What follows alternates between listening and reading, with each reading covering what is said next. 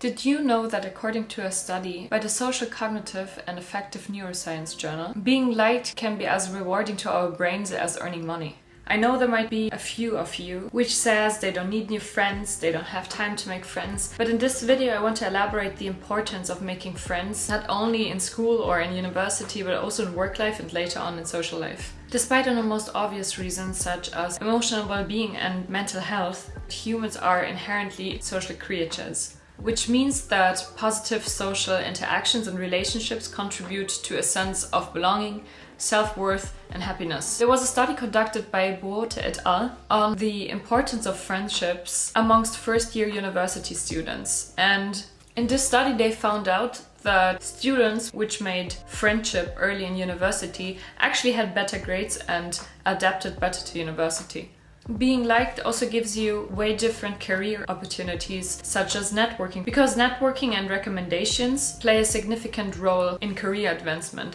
And this affects every kind of career you're pursuing, such as unemployment or being self-deployed. There is almost no business I personally can think of where you're not reliant on other people. Also on personal growth and development, having sincere friends gives you the opportunity of having people in your life which give you honest feedback, which can share knowledge and also foster your personal growth. Haxhall et al. Conducted a study on the benefits of having friends in older ages, and the results of the study were increased life satisfaction as one of many benefits. As I delved into the importance of making friends, I would like to give you 6 timeless techniques from Dale Carnegie's classic. According to Dale Carnegie, the first and foremost important technique is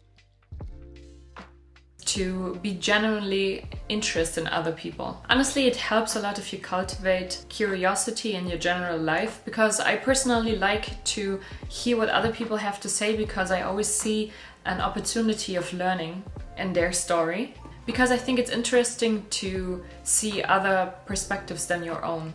And mostly occurs very oftenly that you have another perspective than another individual if you had like different life paths or different cultural backgrounds, or maybe even a different career path. So to genuinely be interested in people, you need to stay present and actively listen to them.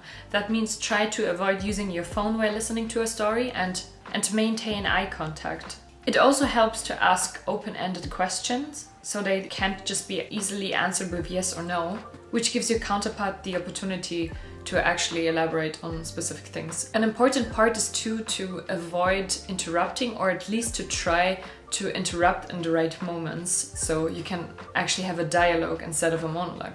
Also, simple affirmations like "I see" or "that's interesting" can encourage the other person to share more deeply. Number 2 is to smile.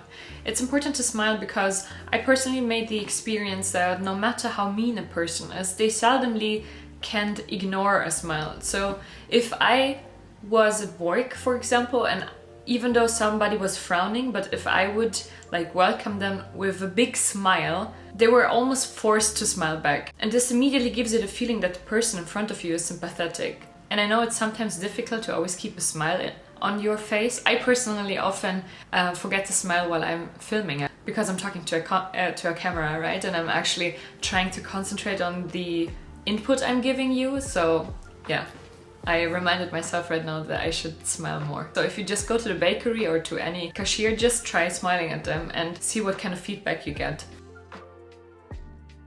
Number 3 is remembering a person's name. I often hear from people that they don't care about names, or don't even care to like try to remember names, but actually the sound of your own name, people can have a whole conversation which you wouldn't even care about, but the second you would hear your name, something in your brain just starts to listen, right? A quote from Dale Carnegie's book is, "A person's name is to the person the sweetest and most important sound in any language."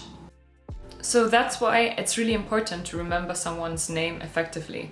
I know sometimes it doesn't make sense in every scenario if you know that you wouldn't see the person ever again, but firstly, you never know if this person might not be important to you in any other way later on. And secondly, especially in business where you're talking with customers and with colleagues, it's very important to keep in the name to maintain a relationship to the person. A tip for remembering names would be that you often repeat the person's name, calling them. If I would ask someone, I don't know, to give me something, I would be like, "Excuse me, Peter, could you please give me a pen? Thanks, Peter." Something like that. Because your brain starts to associate the face with the name, and chances are higher that you will remember the name. Another way how to remember names is if they have a complicated name and they would try to like tell you the right pronunciation, and you would repeat their name, or like to try to pronounce the name correctly. Number 4, which is to be a good listener, works with being genuinely interested in people. Because if you're genuinely interested in people, you most certainly also will actively listen to them. There are even a few exercises how you can practice listening. You would, for example, need this kind of listening exercises for coaching. Exercises would be, for example, you pair up with someone, you let them speak on a random topic for a few minutes, and then you summarize what they've just said. This helps you to train your mind solely on what the other person actually said. In university, for example, or when you are in a workshop, it also helps to take notes, to be able to follow the main points. And also, which is actually an exercise which you can incorporate to your daily life, is paraphrasing, which is to paraphrase everything the person said to ensure that you understood correctly. This could be very useful, especially in work settings or in critical conversations. I also did make the experience that paraphrasing actually helps you to understand the point of the other person, because you have to really focus on what the person said. And by paraphrasing the person, you also give the other person the opportunity to correct you if you misunderstood his or her point. This actually also already leads us to point number 5, which is to talk in terms of the other person's interest. This point actually has a lot of benefits. If you're framing your argument or your proposal in their own interest, it makes them way more receptive to your argument. Also, they're more intrigued to listen to your argument if their own interest is pointed out, which also leads to promoting active listening. As interesting the own name to another person is, as interesting their own interest is as well.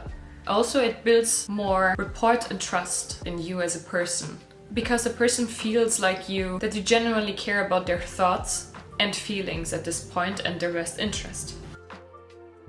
Tip number 6 is to make others feel important. As you might have noticed the red thread in all these techniques, it's all building on each other. Being genuinely interested in a person and remember their names, talking in their own interest, gives another individual the feeling of being important. And this leads to genuine validation and recognition. So to wrap things up, number 1 is to become genuinely interested in other people. Number 2 is to smile. Number 3 is to remember one's name. Number 4, to be a good listener. Number 5 is to talk in the terms of the other person's interest. And number 6 is to make others feel important. It's important to be sincere in these interactions, because it's very easy to notice if you're fake during these interactions. Alright, so I hope this video was interesting to you and helped you or will help you in any kind of social interaction later on. If you would like to read more about this topic, or even way more techniques and going way more into depth on these techniques, I would highly recommend you to read the book of Dale Carnegie. I personally reread it twice, I guess, because it's really good.